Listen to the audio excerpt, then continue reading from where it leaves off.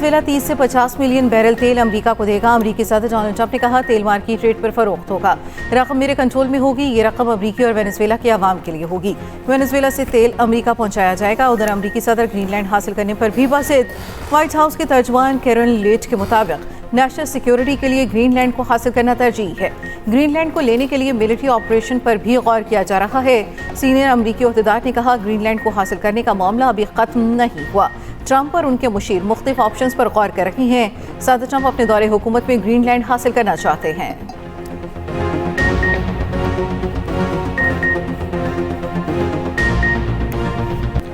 खैबर पख्तूनख्वा की हुकूमत सूबे में दहशतगर्दों के खिलाफ ऑपरेशन नहीं चाहती। मिलिट्री ऑपरेशन नहीं करना तो क्या खारिज के पैरों में बैठना है? पीटीआई हुकूमत अफगानिस्तान से मदद मांग रही है। वजीर आला केपी का बयानिया खुलकर सामने आया। ये असम्बली में बैठकर झूठा बयानिया बनाते हैं। क्या खारिजी नूर वली महसूद को सूबे का वजीर आला लगा दिया जाए? इसकी बैत कर ली जाए। DGISP लेफ्टिनेंट जनरल अहमद शरीफ चौधरी की कड़ी तनकीद। कहा खैबर पख्तूनख्वा में दहशतगर्दों को साजगार सियासी माहौल फराहम किया जाता है। केपी में सियासी और दहशतगर्दाना गठजोड़ नशोनुमा पा रहा है। दहशतगर्दी के खिलाफ जंग के बयानिए से कोई हमें टस से मस नहीं कर सकता। मुल्क की सालिमियत और खुद मुख्तारी से बढ़कर कुछ नहीं। किसी की सियासत, किसी की जात पाकिस्तान से बढ़कर नहीं। हमारे लिए तमाम सियासी जमातें, सूबे और फिरके बराबर हैं।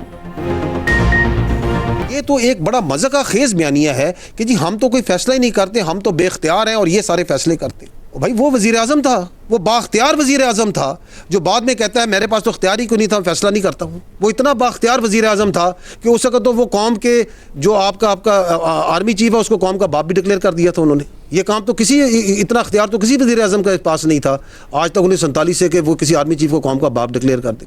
हमें तो ये पता है कि कौम का एक ही बाप है, कायद-ए-आज़म मोहम्मद अली जिन्ना, वो अजीम शख्सियत जिसने ये मुल्क बनाया। हम तो उसको पढ़ के से आए थे। ये एक नया कौम का बाप लेके आगे थे क्योंकि उनकी सियासत जो सी उस ये डिमांड करती थी। और जो उस वक्त DGI थे जिनको उन्होंने अपनी सियासत के लिए इस्तेमाल किया, आप ये इदारे पे नहीं लगा सकते। ये शख्सियात का खेल था।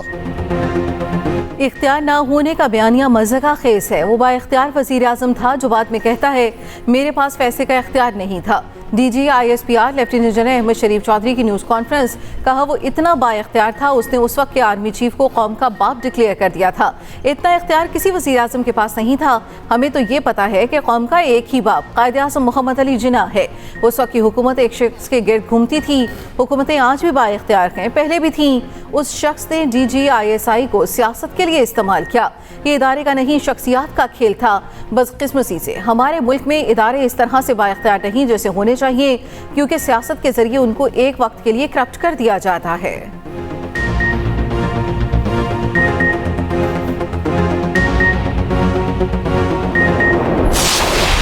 कहा जाता है भारत और अफगानिस्तान मिलकर पाकिस्तान पर हमला करेंगे। आ जाओ, तुम दोनों का शौक पूरा करेंगे। जैसे आना है आओ, एक बार मजा ना करा दिया तो पैसे वापस। वीडियो चलाकर बताएंगे तुम दोनों का क्या हशर किया गया। DGISP लेफ्टिनेंट जनरल अहमद शरीफ चौधरी ने कहा पूरी दुनिया ने देखा कि मार्के हक में हिंदुस्तान का मुकाला किया गया। ऑपरेशन सिंदूर की कालक अभी तक भारत के मुंह से नहीं जा रही। हिंदुस्तान ने नाम नेहाद सिंदूर ऑपरेशन में बच्चों और खवातीन को निशाना बनाया। भारत ने मार्का हक के बाद दहशतगर्दी को खूब हवा दी। सरहद पार से दहशतगर्दी पर पाकिस्तान को सख्त जवाब देना पड़ा। सियासी और अस्करी क़यादत एक पेज पर है। ये है रियासत का बयानिया। दहशतगर्दी के खिलाफ जंग बज़ौर ताकत जीतेंगे। DGISPR लेफ्टिनेंट जनरल अहमद शरीफ चौधरी का कहना है अफगानिस्तान खित्ते में दहशतगर्दों की आमाजगाह। दहशतगर्दों का एक बाप अफगान तालिबान है। अफगानिस्तान को भारत का पैसा और सरपरस्ती हासिल है। अफगान तालिबान खारिज और हिंदुस्तान का गठजोड़ 2025 में खुलकर सामने आया। भारत अफगान तालिबान और खारिज का गठजोड़ खित्ते के अमन के लिए नुकसानदेह है। फितना खारिज और फितना हिंदुस्तान का घर अफगानिस्तान में है। तमाम दहशतगर्द तंजीमें और सरगना अफगानिस्तान में मौजूद हैं। दहशतगर्द कमांडर अफगानिस्तान से पाकिस्तान में कार्रवाइयों की हिदायत दे रहे हैं। अफगानिस्तान में जंग की मईशत चल रही है।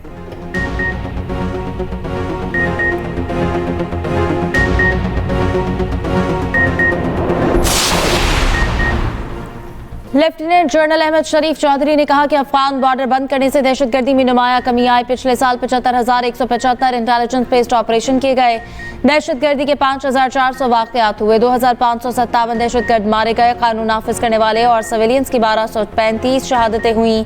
मजीद कहा, खवारिज मसाजिद में बैठकर दहशतगर्दी के लिए क्वाडकॉप्टर्स इस्तेमाल करते हैं। पाक फौज सिर्फ दहशतगर्दों और सहूलतकारों को निशाना बनाती है।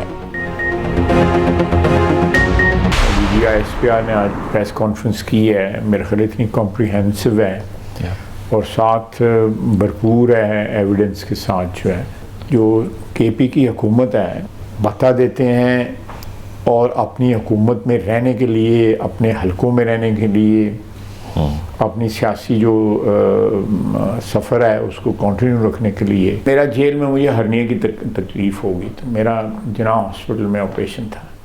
जब मेरा ऑपरेशन हो रहा था तो एक बंदे की ड्यूटी लगी थी कि वेरीफाई करो इसको वाकई तकलीफ़ है, और वो वीडियो बना रहा था। उसके बाद जो है जब पता लग गया कि वाकई इसका ऑपरेशन हुआ है तो इमरान खान साहब की इंस्ट्रक्शंस आई कि इसको कोविड की वार्ड में। DG ISPR की न्यूज़ कॉन्फ्रेंस सबूत के साथ ही KP हुकूमत के लोग दहशतगर्दों को भत्ता देते हैं। वज़ीर दिफा ख्वाजा आसिफ का कहना है, पाकिस्तान में मौजूद PTI की लीडरशिप नहीं चाहती बानी PTI जेल से बाहर आए। बानी PTI पर कोई एतमाद करने को तैयार नहीं, उनका जामिन भी कोई नहीं बनेगा। बुशा बीबी अगर बानी की जामिन बनती हैं तो बुशा बीबी की जमानत कौन देगा? एक्सप्रेस न्यूज़ के प्रोग्राम स्टेज क्राफ्ट में गुफ्तगू करते हुए ख्वाजा आसिफ ने कहा, बानी PTI के दौर में मुझे जेल में हर्निया की तकलीफ हुई। जिना अस्पताल में मेरा ऑपरेशन था, एक बंदा उस वक्त मेरी वीडियो बनाते हुए पकड़ा गया। ऑपरेशन के बाद जब मैं रिकवर कर रहा था, बानी PTI ने हुक्म दिया ख्वाजा आसिफ को कोविड वार्ड में रखो। ये है बानी PTI की सोच। किसी से सियासी इंतकाम लिया ना, इस पर यकीन करता हूँ।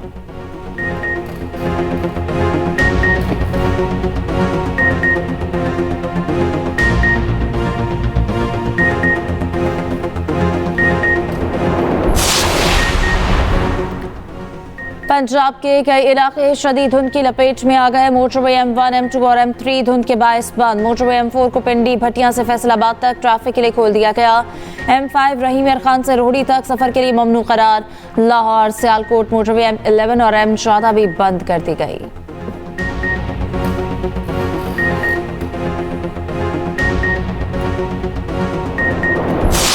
खान साहब से जब मुलाकात होगी वो जो बात करेंगे वही बात हतमी होगी। उसके अलावा हर चीज़ जो है वो चमकोई है। फैसले हमारे पास हैं इमरान खान से मिलने के। हमारा रास्ता यहाँ रियासत रोकती है, जबर यहाँ रियासत करती है। अगर सिंध में ऐसा नहीं होगा तो ये आइन और कानून की थोड़ी सी पासदारी होगी, कोई बहुत बड़ा एहसान नहीं होगा। सलमान अकम राजा का बैरिस्टर गोहर को चेयरमैन PTI मानने से इनकार, सवाल पूछा गया। बैरिस्टर गोहर को अमली तौर पर साइडलाइन कर दिया गया, नया चेयरमैन कौन होगा? सलमान अकम राजा ने जवाब दिया, पार्टी चेयरमैन सिर्फ बानी PTI हैं और कोई नहीं।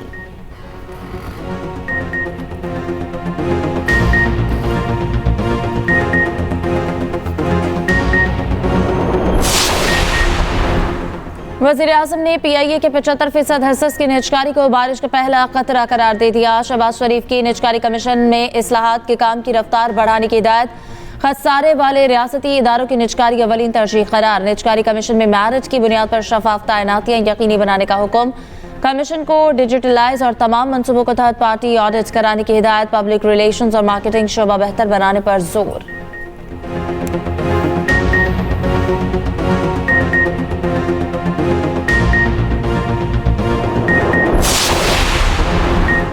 पूरा साल गैस महंगी नहीं होगी, वज़ीर पेट्रोलियम अली परवेज मलिक की कायमा कमेटी पेट्रोलियम इजलास में ब्रीफिंग।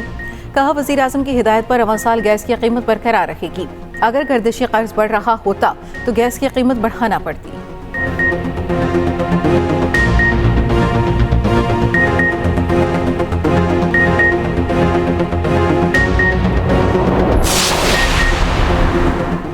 पाकिस्तान बांग्लादेश के फ़ज़ाई दिफा को मजबूत बनाने को तैयार। पाकिस्तान और बांग्लादेश की फ़ज़ाई अफवाज के दरमियान दिफाई ताउन मजबूत बनाने पर इत्तफाक।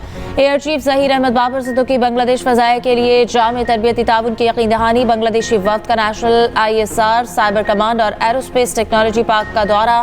ISPR के मुताबिक J-17 थंडर तैयारों की मुमकिन खरीदारी पर भी तफसीली मुशावरत। सुपर मशाक ट्रेनर तैयारों की तेज़ रफ्तार फराहमी और तवील मुद्दती सपोर्ट पर तबादला ख्याल। बांग्लादेश फ़ज़ाई के सरबराह की एयर हेडक्वार्टर्स इस्लामाबाद आमद। गार्ड ऑफ ऑनर पेश किया गया।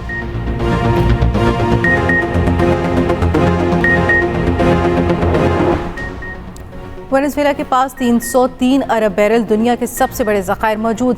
अमरीकी पाबंदियां वेनेजुएला की तवानाई बरामदात महदूद कर रही हैं। सऊदी अरब दूसरे नंबर पर, ज़खायर 267 अरब बैरल के करीब। पाबंदियों के बाद वेनेजुएला को पैदावार और फ़रोग़ के किन मसाइल का सामना है, खुसूसी रिपोर्ट इसी बुलेटिन में।